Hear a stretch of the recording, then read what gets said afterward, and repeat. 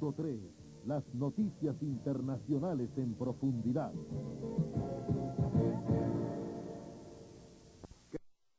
Llevadas al hospital.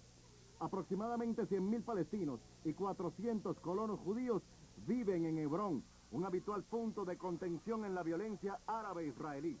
Su futuro ha sido el principal escollo en las negociaciones entre Israel y la OLP para la expansión de la autonomía palestina más allá de la franja de Gaza y Jericó. Massa Allegro. Aquí quería llegar. Otro grupo extremista judío autodenominado Eyal se erige como una amenaza para el proceso de paz. Un mal que lamentablemente es común en las partes en conflicto. Noticia del día, con el patrocinio de Avianca, la aerolínea de los colombianos. Como si fuera poco que los grupos extremistas islámicos del Hamas y el Yihad irrumpan continua y violentamente en el proceso de paz entre la OLP e Israel, un grupo aparece de nuevo en escena. Esta vez se trata de la agrupación extremista judía Eyal, que reconoció el asesinato de Salam Samari, un árabe de 25 años, que murió en manos de un hombre enmascarado que vestía un uniforme de la Armada israelí en la ciudad de Al Houl, cerca de Hebrón. El gabinete israelí deploró el asesinato diciendo en una rueda de prensa que solo ese cáncer que es el extremismo puede enlagunar las frágiles relaciones judío-palestinas. El grupo Eyal dijo en un comunicado que este asesinato hace parte de su total negación al proceso de paz iniciado en 1993. A raíz de ese incidente, cientos de palestinos realizaron una marcha de protesta, portando fotografías de la víctima y consignas comprometedoras como "Tu gente vengará su muerte". Noticia del día, con el patrocinio de Avianca, la aerolínea de los colombianos. Los iraquíes se resignaron hoy a la prórroga de las sanciones económicas de la ONU, ratificada el viernes pasado por el Consejo de Seguridad de este organismo. Las sanciones en Irak han generado una hiperinflación que ha reducido drásticamente el poder adquisitivo del dinar. Un kilo de carne cuesta ahora lo equivalente al sueldo mensual de un funcionario público.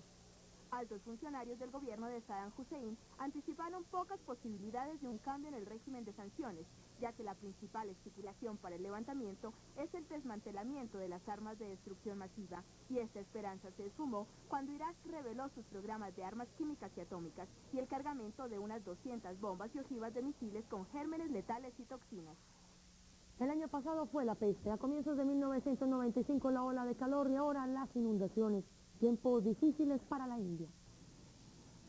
El famoso complejo de Taj Mahal al norte de la ciudad de Agra en India se encuentra en peligro de ser arrasado por las inclementes aguas del río Yamuna. A pesar del inminente peligro, fuentes oficiales dijeron que la legendaria mezquita se encuentra asegurada por muros de contención. Vastas áreas de los 46 distritos del estado de Uttar Pradesh están completamente inundados y han cobrado hasta el momento 463 víctimas. De otro lado, la ciudad sagrada de Mathura se encuentra bajo serias amenazas de inundaciones por el desbordamiento de los ríos Ganges y Yamuna. Cable procedente de Alicante. La policía española arrestó hoy a 10 personas, incluido un colombiano, después de incautarles 700 kilos de cocaína en un operativo antidrogas en la localidad sudoriental de San Vicente, anunció hoy la policía.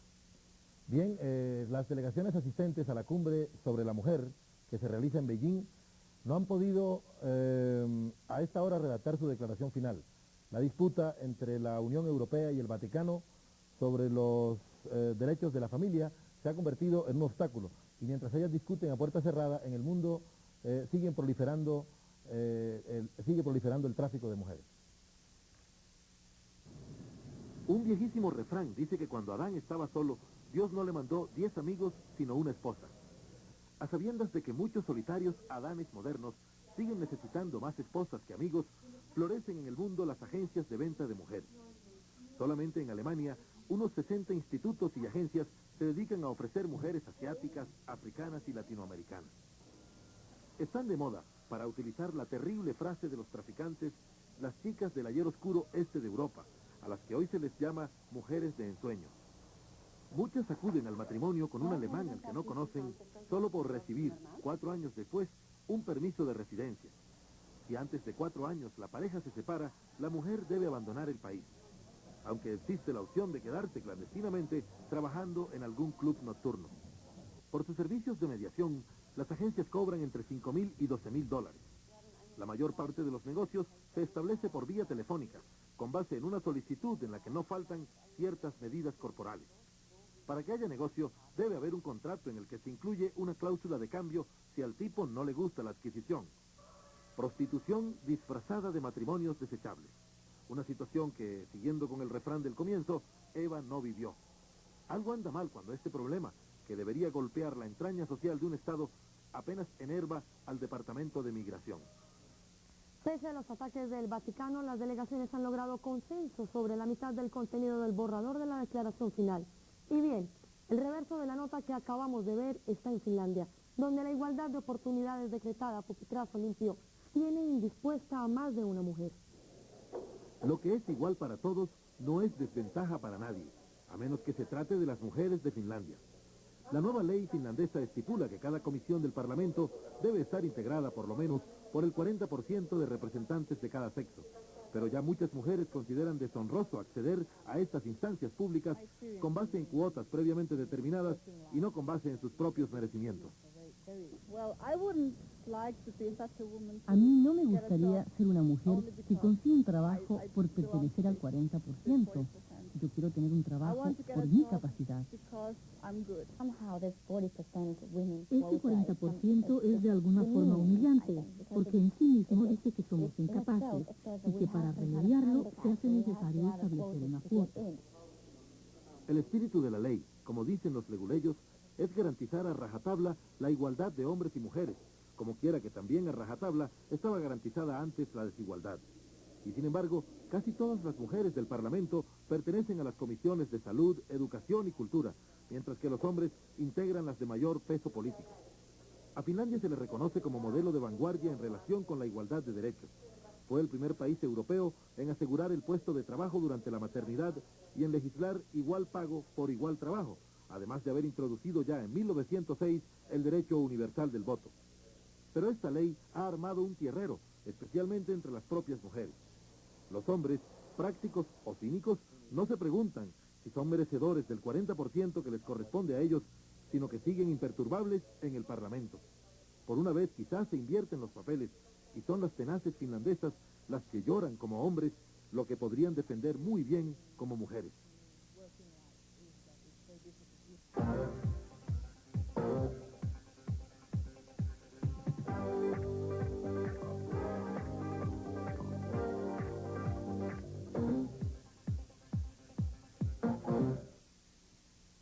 Bienvenidos a la información deportiva en Mundo 3. Concluyó hoy el Abierto de Tenis de Estados Unidos. Tenemos el resumen de la intensa final disputada por Andre Agassi y Pete Sampras. Era el duelo que los organizadores esperaban para la gran final. También los aficionados lo deseaban. Desde el comienzo se conocían las armas. Esta vez, la fuerza superó a la maña y Pete Sampras se alzó la bolsa de $550.000 y 550 puntos para la ATP. El genial Agassi ve ahora a su amigo acercarse en pos del trono. Para Sampras fue el tercer título de Grand Slam. Este intenso juego que liquidó en 4 sets ante el número 1 del mundo hoy. Cumplidas 12 carreras, el alemán Michael Schumacher, pese a los resultados de hoy, se consolida como el líder de la clasificación general del Campeonato Mundial de Fórmula 1. Hoy se corrió en Monza, el más complicado circuito de la Fórmula 1 en los últimos tiempos. El protagonista central fue el accidente, la falla mecánica y el abandono. Al final, Johnny Herbert de Benetton sacó partido de las circunstancias y se impuso. Mika Häkkinen arribó segundo. En la general, los punteros no se vieron afectados y Schumacher sigue liderando con segundo puesto de Damon Hill. En la Vuelta Ciclística a Venezuela se impuso finalmente el local Álvaro López. En la última etapa corrida este domingo ganó el colombiano Gerardo Buenahora. En España, en cambio, no ha habido buena hora para los colombianos. Vámonos de ronda, por la Ronda Ibérica. En una extraordinaria demostración de poderío, el francés Laurent Jalabert tomó hoy más de 5 minutos al segundo de la general, el español Abraham Olano. En la etapa de hoy, en la que Jalabert relegó a sus oponentes desde 60 kilómetros antes de la meta, Al final, le sacó más de 3 minutos al italiano Roberto Pistori. Si la carrera estaba huérfana de un capo, este no seguirá siendo su problema, ya que el francés mostró condiciones de sobra para asumir el comando, ganando incluso bonificaciones durante la etapa. Fue también un día más que gris para nuestros pedalistas Farfán y Rincón, quienes acumulan retrasos indescontables. Qué falta de tino, la de Asprilla. Llegó tarde al entrenamiento de ayer y como el entrenador lo reconvino verbalmente, explotó con la furia que le es habitual. Y hoy tuvo que presenciar el partido del Parma ni siquiera desde el banco, sino desde las graderías. Todo indica que está casi fuera del equipo. Una lástima. Veamos el informe de la fecha del calcio italiano. En la jornada de la Liga Italiana, Milán se impuso 2-1 ante Udinese. Roberto Baggio, su estrella, anotó. El Nápoles liquidó a Padova 2-0, actuando esta vez como local. Torino, por su parte, derrotó al Bari sin Miche Guerrero 3-1, mientras el actual campeón Juventus, con 2 goles del polémico Vialli, uno de Torricelli y otro de Ravanelli, despachó a Piacenza 4-1. Lazio, a domicilio y con anotación de Signori, aventajó a Cagliari por la mínima diferencia. Y este es el partido entre Parma e Inter, que ganó Parma 2-1. Roberto Carlos marcó por el equipo milanés y Sola en su estilo y Dino Baggio por el cuadro del tolerante Nevio Scala marcaron la diferencia. Seguimos con fútbol. 16 goles se anotaron en la celebración del cumpleaños 50 del Kaiser Franz Beckenbauer. Los chicos que por estos días se acercan al fútbol a través de la noticia de un homenaje, seguramente no podrán hacerse a una idea clara de la dimensión de este señor. Pues bien, ha sido el más elegante zaguero europeo, campeón de la liga de su país con Bayern y con Hamburgo, campeón del mundo como jugador y como técnico de la selección alemana, colono con Pelé, Chinaglia y Cubillas, entre otros, del balompié en Estados Unidos. Y si faltara un mérito, digamos que era mejor señor que futbolista. ¡Feliz cumpleaños, Kaiser! También hoy en Mundo 3... Por fin habló Gignac. Se quejó de persecución política.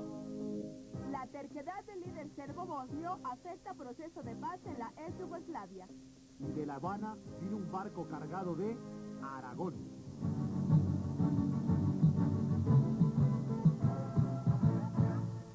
Semana de acercamiento entre Colombia y Venezuela.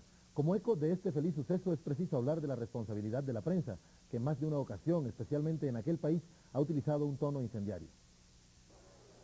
Si hay alguien que presione en su máxima intensidad para que los gobiernos actúen eficientemente, son exactamente los medios de comunicación. La presión no ha sido la excepción entre Colombia y Venezuela, donde en algunos casos los titulares y la orientación de la información buscan de alguna manera una reacción enérgica para favorecer los intereses nacionales. Por eso las recientes reuniones diplomáticas dejan entrever que hay dos tipos de relaciones. La relación con Venezuela es buena a nivel de presidentes, de ministros de defensa, humanamente o individualmente, pero yo creo que es supremamente mal, es tan crítica como siempre, con unos medios de comunicación en Venezuela y con unos partidos políticos utilizando cualquier cosa nuestra para fortalecerse cuando tienen problemas internos tan grandes como los que tienen, y una prensa colombiana más fría, más metida en nuestros propios problemas, ¿no? Es fácil entender que cualquier incidente podría poner en riesgo las inversiones económicas de parte y parte. Aún así, hay un reconocimiento de Venezuela para Colombia, que en medio de su crisis dio una respuesta positiva para aminorar sus tropezones. Colombia ha sido un gran receptor de nuestros productos no tradicionales de exportación, y eso ha servido de acicate y de apoyo para poder mantenernos nosotros como empresarios en el país. El llamado entonces entre estas dos naciones, que se llaman con orgullo bolivarianas, para que el ánimo incendiario de algunos interesados sea apagado con lluvias de acciones efectivas, rápidas y honestas. El acercamiento entre las dos naciones no es definitivo, pero sí importante. Se logró gracias a la voluntad política de los dos gobiernos y a algunos compromisos concretos, como lo veíamos en nuestro primer informe de ayer. Hace 5 meses, la incursión de la guerrilla colombiana en Carabobo, Venezuela, puso sobre el tapete las relaciones entre los dos países. Hace 15 días, la publicación del nuevo mapa colombiano, que excluía el archipiélago de los Monjes y el Golfo de Venezuela para este país, les recordó a los funcionarios de los dos gobiernos que había que reunirse nuevamente para evitar que el malestar se agrandara como bola de nieve. Las intrincadas relaciones serán siempre la característica de los dos países, pero regresarlas a la normalidad será el gran trofeo por mostrar. Es haber regresado las relaciones entre Colombia y Venezuela al punto de normalidad que permite trabajar todos los temas. Es un punto de mucha amistad, de cooperación, y tenemos, digamos, todos los instrumentos para enfrentar los diversos problemas que una relación tan compleja como la de Colombia y Venezuela se presentan. No hay que olvidar que hace tan poquito como, no sé, 4 meses, estábamos en una situación difícil por el ataque que la guerrilla colombiana había realizado en el puesto de Cararabo. El secuestro, que se había hecho famoso en la frontera colombo-venezolana, parece tener capítulo final, con acciones concretas. El problema de inseguridad fronteriza es algo que se está tratando de resolver mediante acuerdo entre los órganos de seguridad del Estado de las Fuerzas Armadas venezolanas con las colombianas. Y podemos notar un avance con la creación del Comando Unificado de Oriente, con el reforzamiento del puesto colombiano en Puerto Carreño, lo cual da pie para que estos delitos fronterizos puedan ser disminuidos. Mientras más rápido se apaciguen los ánimos y mientras más duren las mieles de la paz fronteriza, con seguridad que podremos decir que verdaderamente hay una integración total. Perú y Ecuador también parecen empeñados en rescatar la convivencia pacífica en su frontera común después de la guerra que libraron a comienzos de año. Está claro que es mucho más fácil abrir caminos para la guerra que abrir caminos para la paz, y así lo están demostrando Ecuador y Perú luego del enfrentamiento bélico que sostuvieron a comienzos de este año. Aunque el proceso de normalización en la situación fronteriza de los dos países se ha venido dando, al menos a nivel diplomático, en medio de la mayor cordialidad, aún persisten inconvenientes como el que se dio esta semana por la apertura de la frontera comercial. En el marco de la 9ª cumbre de Río, el canciller ecuatoriano Galo Leoro Franco señaló que la frontera continuaba cerrada, pese a los anuncios de Perú de que normalizaría el intercambio comercial entre los dos países. Ante esto, el presidente Alberto Fujimori anunció que se haría cargo del asunto directamente para solucionarlo. Sin embargo, esta situación hizo pensar a muchos el peligro que corre un futuro proceso de integración latinoamericana si coyunturas como esta prosiguen. Hay bastantes elementos, no solamente la situación entre Ecuador y Perú, sino otros factores de crisis política en otros países que van a retrasar mucho más los procesos de integración. La crisis ecuatoriana no tiene que ver solamente con el conflicto con el Perú, sino que también está relacionada con la crisis interna. Por el momento todo depende del protocolo y la diplomacia con que se maneje el proceso de distensión entre las dos naciones. Al menos ya el presidente Alberto Fujimori invitó formalmente a su colega ecuatoriano Sixto Durán Ballén a visitar Perú. Esperemos que todo no se quede en cordiales invitaciones. El presidente francés Jacques Chirac pasó hoy de acusador a acusado. Dijo que Australia y Nueva Zelanda aprovechan la marea revuelta de las pruebas nucleares para intentar sacar a su nación de la región del Pacífico Sur. En una entrevista para televisión se manifestó hoy el presidente francés Jacques Chirac sobre las pruebas nucleares y las innumerables protestas que estas han generado.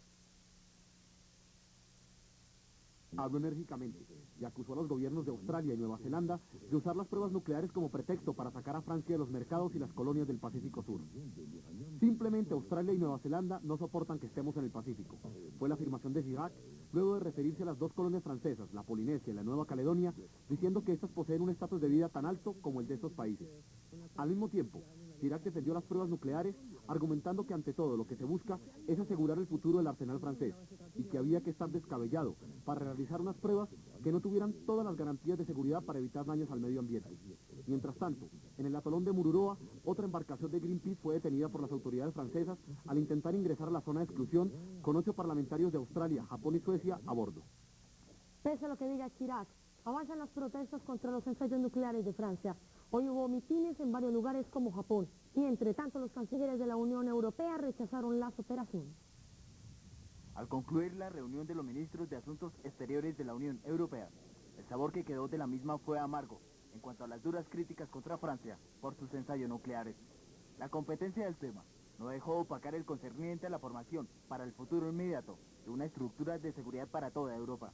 España, que actualmente preside la Unión Europea, continuará en la preparación del documento sobre seguridad, que será presentado en la conferencia intergubernamental a realizarse el próximo año. El cierre estuvo marcado por las declaraciones punzantes del canciller francés, quien contraatacó a sus colegas de la Unión por quejarse de los ensayos nucleares que su país lleva a cabo en el Pacífico Sur. Aviones de combate de la OTAN seguían lanzando misiles contra posiciones serbio-bosnias. Los serbios han hecho algunas concesiones, pero continúan renuentes al retiro de su artillería pesada. Los serbio-bosnios no se rinden. Los serbios están listos a levantar el bloqueo contra la asistencia a Sarajevo y a evaluar una tregua con fuerzas musulmanas y croatas, pero no retirarán los cañones que les permiten sitiar a la capital de Bosnia bajo el ataque de la OTAN, dijo hoy un funcionario de Rusia.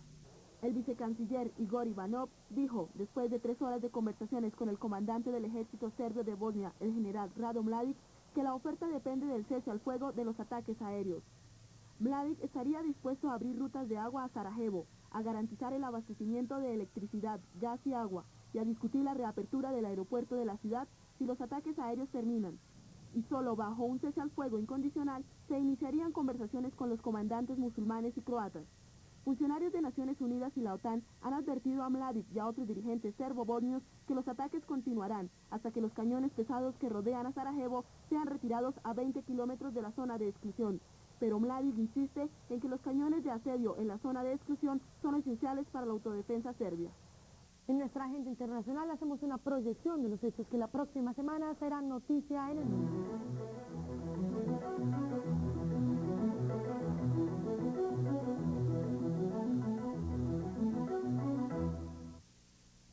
El próximo martes 12 de septiembre, en Modena, Italia, Luciano Pavarotti, en conjunto con el cantante rockero Bono de U2 y el grupo inglés Duran Duran, realizarán un concierto para recaudar fondos de ayuda a los niños de Bosnia. Este es el inicio de una serie de conciertos que buscan de alguna forma mitigar la pena de miles de niños que han tenido que pagar las consecuencias de una guerra que no les corresponde. Las Naciones Unidas no tienen cifras exactas de cuántos pequeños han tenido que salir de sus hogares con sus madres, buscando un sitio seguro donde sobrevivir. Desde el 14 de septiembre y hasta el próximo 5 de octubre, el Papa Juan Pablo II iniciará una correría por distintos países de África, entre ellos Camerún, Sudáfrica y Kenia, hasta llegar a los Estados Unidos, donde se reunirá con el presidente norteamericano Bill Clinton. Finalmente, el 5 de octubre, pronunciará un discurso en la ONU, destacando básicamente la actuación del organismo en el mundo. Y para el viernes 15 de septiembre en Washington, el Congreso norteamericano someterá una vez más a estudio la clausura o la reestructuración de 132 bases militares, lo que supondría una pérdida de más de 93.000 empleos. La semana anterior, la Cámara de Representantes rechazó la iniciativa para desaprobar el plan por 343 votos a 75. El plan encaminado a cerrar algunas de las bases militares, o en el peor de los casos, clausurarlas, fue aprobada por una comisión especial, nombrada por el Congreso y aceptada por el presidente Bill Clinton. Los chilenos recordarán mañana otro aniversario, el número 22 del cruento golpe militar encabezado por el general Augusto Pinochet. Y en Colombia, una película basada en una obra de la escritora chilena Isabel Allende reconstruye partes de la época de horror de la dictadura. Detrás del amor siempre existirá una gran dosis de pasión y al mismo tiempo una gran dosis de sombra sobre lo que verdaderamente muestran los seres en conflicto. Es así como la directora neoyorquina Betty Kaplan refleja en su película De Amor y Sombra, la novela de la escritora chilena Isabel Allende, cuyo trama encierra las mieles del amor y las intrigas del poder vivido durante la dictadura del general Augusto Pinochet. Jennifer Connelly, en su papel de Irene, una niña consentida y rodeada siempre de comodidades, vive en un mundo desconocido para ella tanto social como sentimentalmente, y a punto de comprometerse con un capitán del ejército, ansioso de llegar a ser algún día general. Pero la sola aparición de Antonio Banderas, en su papel de fotógrafo, es la semilla para iniciar una investigación periodística sobre un crimen que involucra al régimen militar y a su terrorismo bien guardado. La película es un regreso al pasado, más cuando septiembre está marcado por el recuerdo de las elecciones presidenciales de 1970, ganadas por Salvador Allende, así como el recuerdo del golpe de Estado, dado por el ex hombre fuerte chileno Augusto Pinochet. En las escenas grabadas en tierras argentinas, el reconocimiento del paisaje, la agitación política y la dictadura son elementos muy bien reflejados con el mayor realismo. Es un regreso a la historia para conocer otra de las miles de formas en que los chilenos aprendieron y tuvieron que convivir con el terror militar, sin ni siquiera habérselo pedido a la misma vida. Una verdad escondida por mucho tiempo, detrás de un mar de sombras y desamores. Y bien amigos, esto ha sido todo por hoy. Los esperamos el próximo sábado en nuestro horario habitual de las 8 de la noche, aquí por el Canal 3, Más para Ver. Pero antes de irnos, dejamos con una nota sobre la Orquesta Aragón de Cuba. Buenas noches. Son 56 años difundiendo el son cubano por todo el mundo. Son 16 músicos que están en Colombia para conmemorar otro aniversario, mostrando el sabor de una orquesta donde los violines, la flauta y las voces se unen para crear la Orquesta Aragón.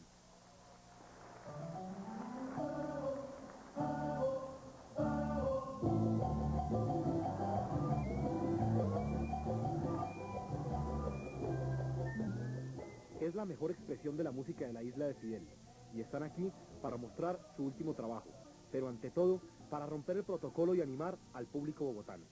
Fue fundada en el año 39 en la ciudad de Cienfuegos, una ciudad que está al centro sur de la isla de Cuba. Y desde los primeros momentos, bueno, los inicios del interés fue el desempeñar y trabajar sobre la música cubana bailar.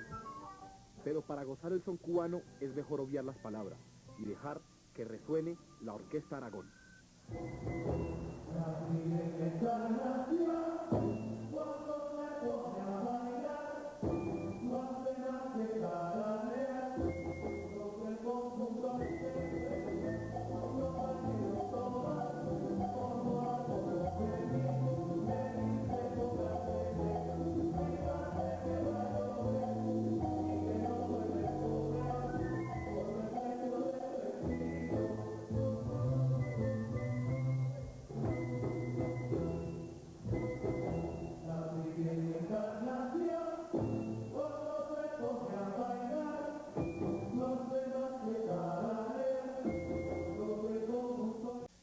Anunció hoy la policía.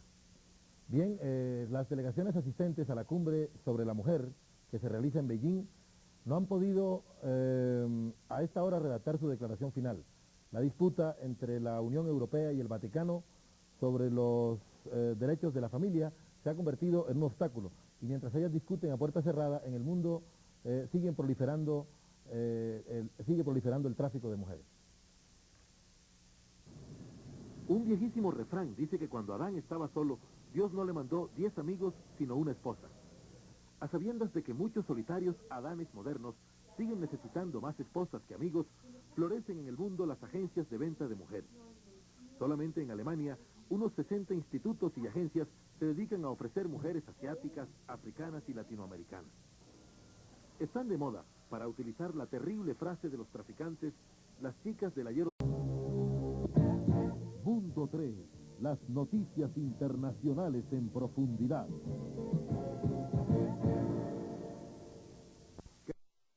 Llevadas al hospital.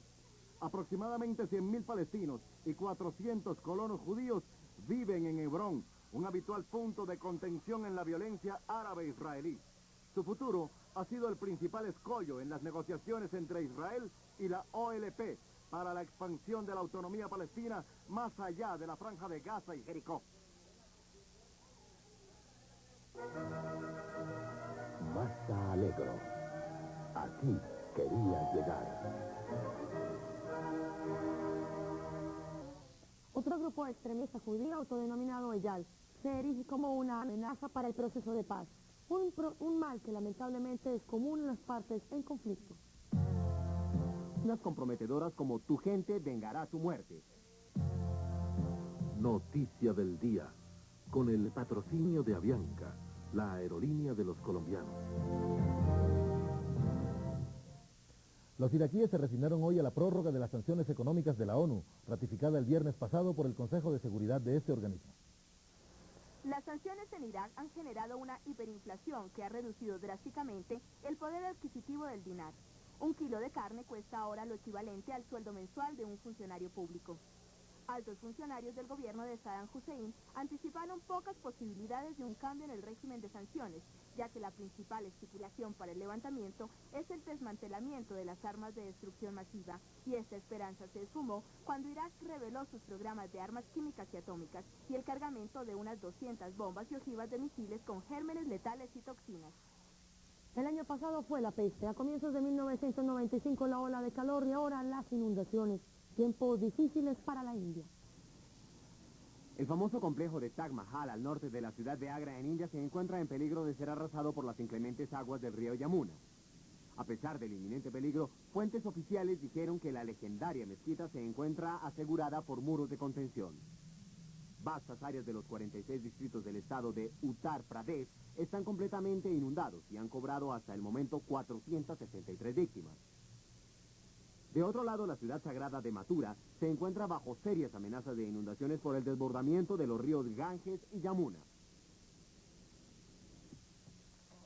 Cable procedente de Alicante. La policía española arrestó hoy a 10 personas, incluido un colombiano, después de incautarles 700 kilos de cocaína en un operativo antidrogas en la localidad sudoriental de San Vicente. Noticia del día, con el patrocinio de Avianca, la aerolínea de los colombianos. Como si fuera poco que los grupos extremistas islámicos del Hamas y el Yihad irrumpan continua y violentamente en el proceso de paz entre la OLP e Israel, un grupo aparece de nuevo en escena. Esta vez se trata de la agrupación extremista judía Eyal, que reconoció el asesinato de Salam Samari, un árabe de 25 años que murió en manos de un hombre enmascarado que vestía un uniforme de la Armada israelí en la ciudad de Al Houl, cerca de Hebrón. El gabinete israelí deploró el asesinato diciendo en una rueda de prensa que solo ese cáncer que es el extremismo puede enlagunar las frágiles relaciones judío-palestinas. El grupo Eyal dijo en un comunicado que este asesinato hace parte de su total negación al proceso de paz iniciado en 1993. A raíz de ese incidente, cientos de palestinos realizaron una marcha de protesta portando fotografías de la víctima y consignas